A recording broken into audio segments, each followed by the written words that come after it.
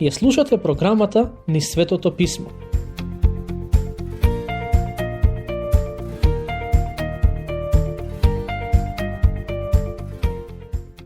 Драги пријатели, со денешното проучување ќе ја завршиме обработката на посланието до галатјаните. Во овој дел од новозаветната книга, апостолот Павле им ги дава на христијаните во Галатија неговите последни совети во однос на состојбата во која се наоѓаат. На почетокот од посланието, апостолот Павле пишува за така наречениот теоретски дел од христијанската вера и кое е значењето на смртта и воскресението на Господ Исус Христос. А во вториот дел, Павле тврди дека оние кои веруваат во смртта и воскресението на Исус Христос ќе покажат плод во својот живот и ќе живеат според водството на Светиот Дух. Тоа е повикот за нас христијаните, да живееме според Божиот збор и водството на Духот во домот, во школа, во канцеларија и каде да се наоѓаме. Бог ги повикал оние кои веруваат во Него да бидат корисни за овој свет, а единствениот начин на кој можат да го сторат тоа е ако се водат според Неговата волја. Додека се на овој свет, христијаните треба да бидат свесни за еден многу важен принцип, а тоа е принципот на сеење и жнеење. Ако сеат во телото, ќе ги жнеат плодовите на таквиот живот. Ако сеат во духот, ќе ги жнеат плодовите на побожноста. Секој Исусов следбеник треба да одлучи како ќе го живее животот, односно, што ќе сее. Мислам дека Роберт Луис Стивенсон беше човекот кој рекол: секој од нас, порано или подоцна, ќе мора да ги трпи последиците од своите постапки. Тој принцип важи и за вас. Пред да донесете некаква одлука или да направите некаков грев, размислете добро. Ако сеете грев, ќе ги жнеете плодовите на гревот. А верувајте ми, тие воопшто не се пријатни. Ќе го прочитам стих 12. Слушнете што пишува таму. Оние што сакаат да се фалат по тело, тие ве принудуваат да се обрезувате само за да не бидат гонети поради крстот Христов. Со овие зборови апостолот Павле напаѓа конкретна група луѓе. Како што спомнав неколку пати во претходните епизоди, во Галатија дошле лажни учители од еврејско потекло, кои ги принудувале христијаните да се потчинат на законот, да се обрезат. Во стихот кој го прочитавме, Павле вели: причината зошто го прават тоа е бидејќи не сакаат да бидат прогонувани за крстот и сакаат да се пофалат дека имаат нови обратеници во нивната религија. Ако проповедате легализам, нема да се соочите со многу опозиција, бидејќи идејата дека некој може да го заслужи спасението навистина им се допаѓа на поголемиот дел од луѓето. Не велам дека некој може да биде толку морално безпрекорен што ќе го заслужи своето спасение, но сепак на голем дел од луѓето им се допаѓа идејата дека може да го заслужат наместо да го добијат како бесплатен дар од Бог. Што се однесува до легализмот како учење, тоа промовира спасение по заслуга и тврди дека ако го почитуваат законот, луѓето ќе направат се што е потребно за да го добијат спасението. Што се однесува до почитувањето на законот, сакам да бидеме најасно во однос на моите верувања. Јас сметам дека луѓето можат да почитуваат дел од Божиот закон, но убеден сум дека никој не може да го почитува целиот закон. Ако има некој кој тврди дека целосно го почитува Божиот закон, таквата личност нема реална слика за својата духовна состојба. Така што, почитувањето на законот во одредена мера е можно, но за да се добие спасението преку него, потребно е целосно да се почитува. Со оглед на тоа што не можеме да се спасиме на тој начин, Бог ни даде друг, а тоа е преку благодат и со вера. Бог го прати својот син Исус Христос да дојде на оваа земја и да плати за гревовите на секој од нас. Со вера во него, ние добиваме простување на гревовите и вечен живот. Слушнете што пишува Павле во стих 13. Зашто и оние што се обрезуваат, сами не го почитуваат законот, а сакаат вие да се обрезувате, за да се пофалат со вашето тело.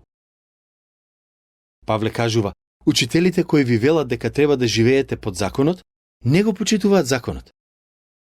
На некој начин, апостолот се обидува да го разоткрие лицемерието на оние кои се представуваат како духовни авторитети. Како што во тоа време лажните учители ги повикувале другите да живеат според законот, а самите тие не живееле според законот. Денес има луѓе кои тврдат дека треба да живееме врз основа на оној Исусов говор, кој е познат како проповедта на гората, а самите тие не го прават тоа. Ќе ви споделам едно искуство кое го имав одамна. Пред многу години имав прилика да зборувам на многу важен бизнис настан во Нешвил, Тенеси. Еден од моите пријатели кој работи како банкар ме покани на настанот за да зборувам и да споделам порака од Библијата.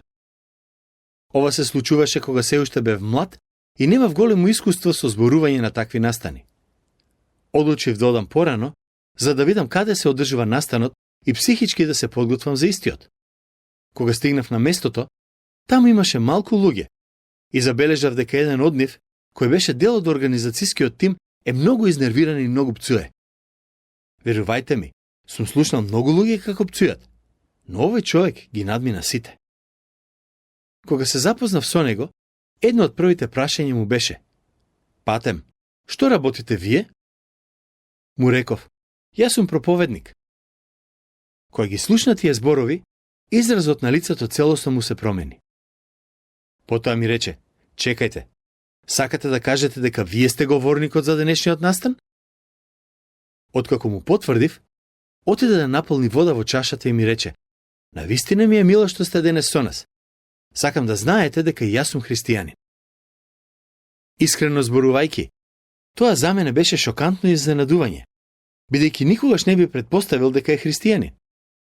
Покрај другото, мојот соговорник ми кажа дека еден од членовите, всушност не, еден од луѓето кои активно служат во локалната црква. Ми зборуваше за тоа колку служи во црквата и колку жртвува за да може таа заедница духовно да напредне. Сето тоа го надополни со зборовите: "Знаете, проповедта на гората е мојата животна водилка. Во се што правам се обидувам да ги следам нејзините принципи." Му одговорив: "Во ред, тоа звучи интересно. Кажете ми, како ви оди со тоа?" Погледна збунато и ме праша: "Како мислите, како ми оди со тоа?"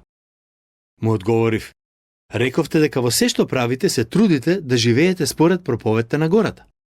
Сакам да знам дали имате успех во тоа." Тој ми рече: "Па, како што ви кажав, јас се обидувам да живеам според тие зборови." Го слушнав тоа, му одговорив, но поентата со проповедта на гората не е само да се обидувате да живеете според неа. Или целосно ја почитувате, или воопшто не ја почитувате. Тој ми одговори: "Што ме така, ќе одговорам дека живеам според неа." Забележав дека на мојот соговорник му стана незгодно, но почувствував потреба уште малку да го притиснам во однос на оваа тема. Му реков: "Во ред, ајде да видиме дали е тоа навистина така. Ќе ви поставам неколку прашања, за да се осигураме дека ја зборувате вистината. Исус рекол дека ако се налутите на својот брат, вие сте виновни за убиство. Што мислите за тоа?" Ми одговори: "Мислам дека сум виновен за тоа, но не сметам дека е нешто сериозно." "Во ред," одговорив.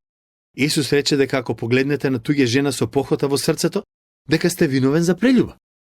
Што велите за тоа?" Соговорникот повторно призна вина и рече: "Мислам дека сум виновен и за тој греф." Не сакав да продолжам да му поставувам прашања, бидејќи мислам дека веќе ја свати поентата. На крајот само му реков: "Очигледно е дека проповедта на гората не е ваша водилка. Или ако е, претпоставувам свесни сте дека не ја почитувате како што треба. Проповедта на гората е прекрасен стандард кој треба да се живее, но мора да бидете свесни дека ви е потребна и Божјата благодат и простување, бидејќи често ќе ги прекршите неговите свети принципи." Според мене, мојот соговорник беше лицемер. Иако им кажуваше на луѓето дека е христијанин и дека живее според проповедта на гората, сепак по само неколку минути разговор со него, сватив дека не ја кажува вистината. Не велам дека јас сум подобар од него и дека постојано ги пазам Божите заповеди и принципи. Но тоа што сакам да го кажам е дека мора да бидеме многу внимателни во однос на тоа што го исповедаме и тоа што го живееме. На секој од нас му е потребна Божјата благодат и простување, бидејќи сите грешиме. Но кога веќе сме свесни дека сме грешни, се надевам нема пред другите да се представуваме како луѓе кои постојано го прават и кажуваат тоа што треба. ајде да бидеме реални. Никој од нас не е толку побожен. А мене, да не ми даде Господ да се фалам со ништо друго, освен со крстот на нашиот Господ Исус Христос, преку кого за мене светот е распнат, а и јас за светот. Апостолот вели, помеѓу мене и светот стои крстот на Христос. Тоа е ставот кој треба да го има секој вистински верник. Секој од нас порано припаѓаше на светот, но сега сме Христови и токму крстот на Христос е единственото нешто со кое можеме и треба да се фалиме. За разлика од лажните учители, кои се фалеле со своите достигнувања, сочувањето на законот, обрезанието и други слични религиозни ритуали. Апостолот Павле вели, јас немам со што да се фалам. Грешник сум, но сепак Бог ме сака и ме спаси. Единствената пофалба ми е Бог, а не моите дела. Се надевам дека ќе научиме да размислуваме и живееме како апостолот, а не да се фалиме со тоа што го имаме, знаеме, поседуваме, работиме и слично. Секој кој вистински го сватил Евангелието, ќе знае дека пред Бог не ќе може да се пофали со било што. Крстот на Исус Христос е нашата единствена надеж, а Христос е нашата единствена пофалба. Стих 15. Зашто во Исус Христос ниту обрезанието има некаква сила, ниту необрезанието, туку новото создание. Обрезанието беше еден вид знак. Луѓето кои се обрезуваа, прифаќаа да бидат дел од заветот кој Бог го склопи со Авраам. Обрезанието само по себе не придонесуваше за Божјата благонаклоност кон оние кои го практикуваа. Со тек на време, израелците почнаа да мислат дека самото обрезание е толку значено во Божите очи, што за него е најважно тие да бидат обрезани. Таквиот начин на размислување водеше кон неморално однесување и идолопоклонство. Затоа Павле им вели на галатјаните дека во Христос ниту обрезанието, ниту необрезанието имаат никаква вредност. Туку новиот живот и промената, а тие доаѓаат од Христос. Преку овие зборови, апостолот повторно задава директен удар на лажните учења кои биле присутни во црквите во Галатија. Една од главните теми на лажните учители било обрезанието. И тие постојано тврделе дека секој кој верува во Христос мора да се обрезе и на тој начин да го исполни законот. Преку стихот кој го прочитавме, Павле вели, заборавете на тоа. Можете да се обрезете, а сепак да не бидете спасени. Обрезанието не дава спасение. Христос нуди спасение и нов живот.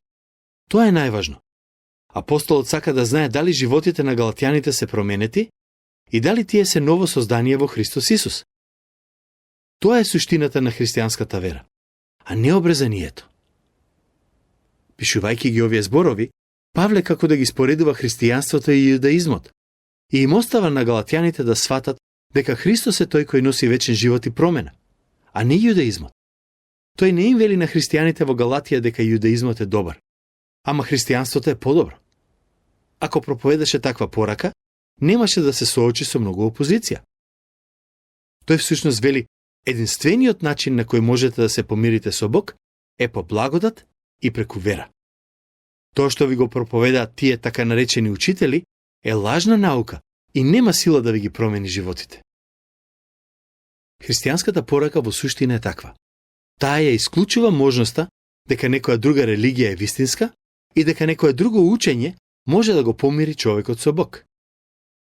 И токму затоа вистинското христијанство е често напаѓано, бидејќи не остава простор за друга вистина, освен Христос. Забележете што пишува во следниот стих. На оние што постапуваат и по тоа правило, и од сега натаму нека биде мир и милост, ним и на Израел Божи. Ке го прочитам стих 17. И така, никој да не ми досадува веќе, зашто јас ги носам на своето тело белезите на Исус. Го забележавте ли зборот белези? Грчкиот збор кој е преведен како белези е зборот стегмата и неговото буквално значење е лузни. Павле имаше лузни на своето тело и истите ги доби бидејќи беше тепан поради проповедање на Евангелието за Христос. Апостолот како да вели, немојте да им верувате на лажните учители кога го напаѓаат моето апостолство. Не само моите зборови, туку и моето тело сведочи дека својот живот му го посветив на Христос. Во 2 Коринтијаните 11, 23-25, Павле пишува: Служители Христови ли се? Во безумство зборувам. Јас сум уште повеќе. Во напори изобилно, во затвори изобилно, во камшикување прекумерно, во смртна опасност често. Од јудејците примив 5 пати по 40 без еден удар. 3 пати сум тепан со стапови, еднаш каменуван, 3 пати претрпев бродолом и ноќ и ден поминав во длабокото море. Сите овие стихови сведочат за страдањето и прогонството со кое Павле се соочи поради Христос. Тој можеше да го избегне сето тоа, доколку проповедаше легализам или некакво поинакво евангелие. Патем, во тоа време зборот стигмата се користел и во други контексти. Еден од тие е поврзан со робовите. Кога некој роб ќе избегал од домот на господарот и потоа бил најден, господарот имал право да го жигоса на челото. Таквиот жиг се нарекувал стигмата.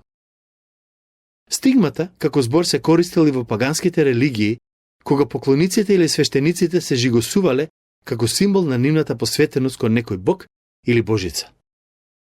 Апостолот Павле вели: да, и јас имам лузни на моето тело. Тие сведочат за мојата посветеност кон Христос. Тоа не се лузни кои јас самиот си ги нанесов, туку ми ги нанесоа други. Затоа не сакам никој да ми досадува и да ме обвинува дека не му служам на Христос.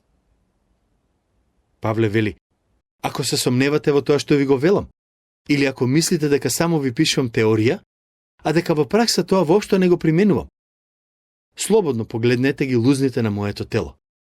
Нека тие сведочат за мојата посветеност кон Христос. Ќе го прочитам последниот стих од оваа новозаветна книга. Благодата на нашиот Господ Исус Христос нека биде со вашиот дух, браќа. Која е една од главните теми на ова послание? Божјата благодат, која не може да се заслужи. Божјата благодат е таа која ни го нуди спасението преку вера во смртта и воскресението на Исус Христос. Апостолот многу добро знаеше дека христијаните во Галатија имаат проблем со разбирање на Божјата благодат. И затоа го завршува ова писмо со таа тема. Како што апостолот им ја посака Божјата благодат на неговите читатели, така се надевам дека Божјата благодат ќе биде и со секој еден од вас слушателите. Не заборавајте дека Бог ве сака. Тој ви нуди можност за спасение преку вера во неговиот син Исус Христос. Тоа е евангелието, радосната вест која важи и за вас денес. Со тоа го завршуваме проучувањето на посланието до галатјаните. Ви благодарам што не следевте и се надевам дека овие емисии ви помогнаа во растежот на вашата вера. Бог нека ве благослови и нека ви даде сила да го примените тоа што го научивте.